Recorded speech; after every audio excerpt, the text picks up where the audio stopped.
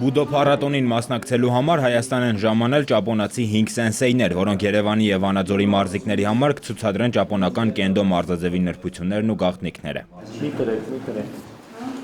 Հայաստանում առաջին անգամ եմ։ Տեսնում եմ, թե այստեղ որքան են սիրում արևելյան մարտարվեստները։ Կարծում եմ շուտով կստեղծվի մի թիմ, որն ամեն տարի կայցելի Հայաստան և կանցկացնի միջոցառումներ, սեմինարներ։ Հայաստանում Ճապոնիայի արտակարգ և լիազոր դեսպանը նույնպես մարզվել է կենդո մարզաձևով, Սև գոտի 5-րդ դան է։ Կիրակի կայանալիք փառատոնին նա նույնպես հանդես կգա ցուցադրական ելույթով։ Մենք անում ենք հնարավորը, որ Հայաստանում մարդիկ իմանան ճապոնական մարտարվեստների մշակույթի մասին։ Նկատել եմ, որ պատանիներից և երիտասարդներից բացի արևելյան մարզաձևերով զբաղվում են նաև աղջիկներն ու կանայք։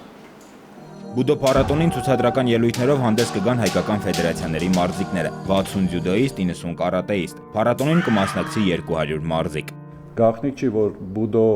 մարտարվեստները Հայաստանում մեծ մասսայականություն են վայելում, եւ սա կօգնի, որպեսզի ավելի ճիշտ ապրելակերպ ընտրեն մեր երեխաները։ Միջոցառումը Հայաստանում անցկացվում է առաջին անգամ, սակայն Ճապոնիայից ժամանած մասնագետներն արդեն նկատել են, որ արևելյան մարտարվեստների հանդեպ ուշադրությունն այստեղ մեծ է։ Ճապոնացի սենսեյները մտածում են հարևան երկրներից մարզիկներ հրավիրելու ու փառատոնի աշխարհագրությունն ընդլայնելու մասին։ Գրիգոր Ավետիսյան, Ալբերտ Գալստյան, ժամը լրատվական։